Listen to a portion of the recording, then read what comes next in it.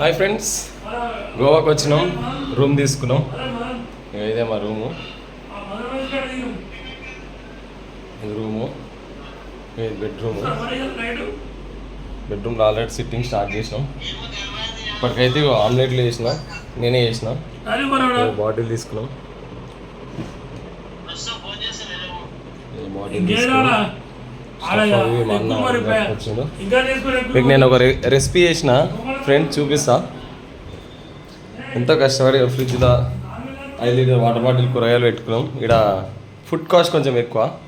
ఇవన్నీ మా kitchen setup. ఇక రైస్ చేసిన, రెడీ టు ఈట్. కాకపోతే ముందుగా తాగాలి కదా తినకనే ముందు. ఎగ్ కర్రీ చేసిన ఫ్రెండ్స్.